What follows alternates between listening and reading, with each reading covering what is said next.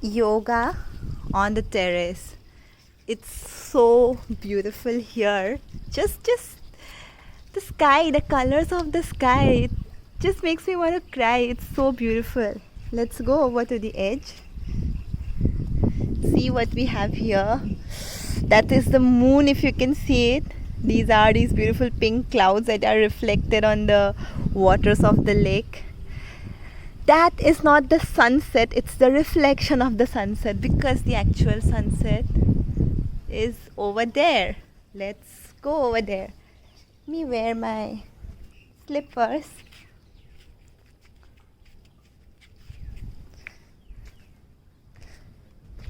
We are coming over to the other side to look at the beautiful sunset. Are you ready? Are you ready? Are you ready? There she is, the lovely, lovely, lovely, lovely sun. And I don't know if it's visible here, but I can actually see the rays coming out of the sun, and she looks gorgeous, gorgeous. And these are the apartment complexes. Like, this is called the 100 bedded quarters because there are 100 quarters here.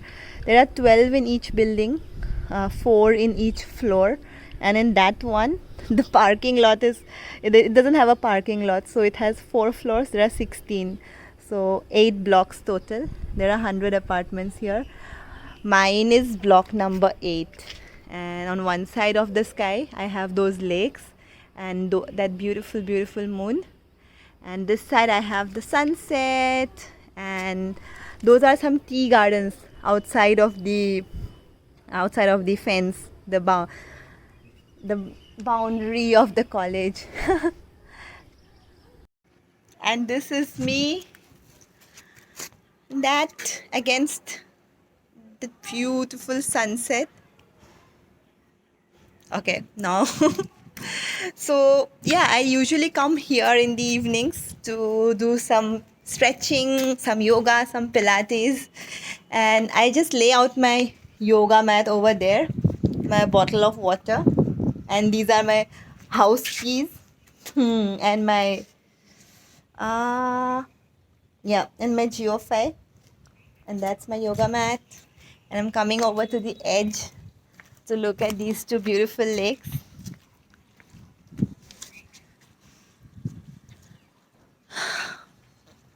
I just feel so lucky that I got to spend so much time in a place like this. And I have spent 10 years, 9 years on this. No, I've spent 10 years on this campus in NIT Silchar. And I have seen life here as a student. I've seen life here as a faculty member, and both sides of the coin I've experienced, and both are so different from each other. I'll be making a series of videos soon if you're interested in hearing my experiences. So let me know in the comments, and if you have any specific questions that you want to ask about life in campus, about life as a professor, about life as a female professor who's also the youngest among all the professors in the college, and who also used to be a student. So most of the professors here already knew me as a student. So all these factors are there. So if you'd like to know anything specific, let me know. I would be happy to address your questions. And let me show you what used to be one of my favorite places during college. Just hold on. So over there, that white building, just in front of that big white building, there is a road. It's called Lovers Lane. That's because this road is covered by trees on both sides, and you can't really see anything that's going on in this road. So the couples of the college, they go there on this road, and it's like the makeout spot of the college. So yeah, I mean, even from here you can't see it, what's going on there. So it used to be a favorite haunt during college days, uh, for obvious reasons.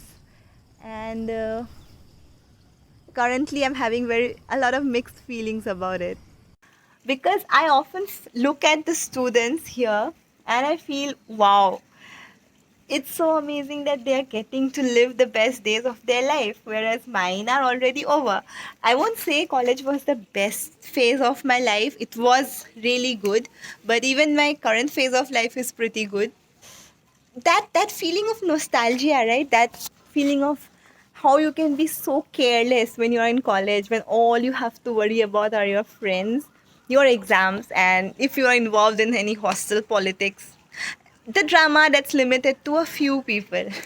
But when you're an adult, your circle increases, it becomes bigger, you have more connections, you have more friends, your relationships with your family is different, with yourself is different. So it's a very different life from what it's like in my college days. So it's a little difficult to not miss that life because it was so different from what it is right now. But yeah, a lot of new excitement, exciting phases are coming up. I know that, and that's true no matter what age you are. And it's always going to be better. In fact, I read it in a study on Forbes, if I remember correctly, that if like a group of some 10,000 people were asked, and these people were of different age groups, varying from 20s to 70s. And they were asked two questions. When was the best phase of your life? And when do you think the next best phase of your life is coming? And most of all, like 90% of these people answered that the best phase of their life was 5 years ago, and the next phase of their life is coming in 5 years. So that was very that I found the result very interesting, and I think it's true for everyone. You can't say that the best phase of your life is over because there are so many new excitements coming through, and you are going to love it. It's going to be so different from what you're used to. I'm just trying to show you how beautiful the sky looks. I just love her. I love how she looks. All her brilliant, vibrant colors. I love her. I love her. Look at the moon. So pretty, right? I wish my camera could capture what my eyes see right now.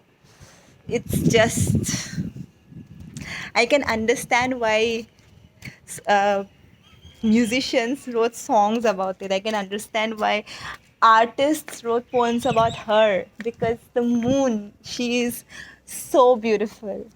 It's just that she inspires this awe in my heart and makes me appreciate being alive, that I can get to see something that's so wonderful, so beautiful as she is. Okay, you know why I'm a poet. I'm a dreamer. I just have all these dreamy thoughts, and I just get lost in thoughts when I come to the terrace because it's so beautiful and there is a nice breeze blowing. If you can see my hair, how my hair is flying, and I just I just feel very lucky that I'm alive at this time, that I get to see all this, these precious, priceless gifts that nature has given us, every one of us, for free. I am just grateful that I get to acknowledge them, that I get to experience them. So, yeah, I mean, I know this is very different from the kind of videos that I usually make, but this is how I'm like as a person. If you knew me in real life, you know I do all these things. Like, I sit in the car if there's a song that's playing and I love that song and I want to keep listening to it. I am that kind of person who will point to a sleeping dog and say, "Oh my god, look at that dog. It's curled in such a nice C shape." So I am that girl who notices all those little tiny things. And it's just, I love it. It's very, I feel very grateful. And if you want to take away something from this video, take this away, that no matter how sad or how defeated you might feel, you know, if my only reason to be alive was just so I could look at how beautiful the moon is, I would stay alive. I wouldn't mind the highlight of my day being just staring at the moon, spending all my evening out on the terrace and just sitting and staring at the moon and just appreciating her beauty. Sometimes I feel I was born in the wrong century. I mean, in the 1800s or 16, 1700s, nobody glorified being a businessman, right? Everybody glorified being a writer, a poet, because the poets were of the, they were very close to the kings even. Or, yeah, I mean, they had a lot of say in how the society runs. But now our world is run by businessmen. And you're glorified. You can, if you make money, making money is glorified, but creating art is not glorified, which I feel is, my heart is, I'm an artist by heart. So if I had a house, if I had basic amenities, internet connection, a laptop, and I had like what I have currently, like my Medium profile and everything, my YouTube, I get to talk with you people. So if I had all of these things, I would be very happy. I wouldn't even care. But our world is not like that. You just can't make art and be happy because you need money to survive. And for that, you need to be a businessman, because artists don't write for money, right? They don't create content for money. They create it for, because there is no way their heart would be satisfied otherwise. So that's there. And I guess I have talked enough for one video, but please let me know how you like it and if you agree with my thoughts. I want to know, what do you think about it? Is the moon, is the sky, are the colors of the sunset sky, are they reasons enough to stay alive? What are your thoughts? Let me know in the comments.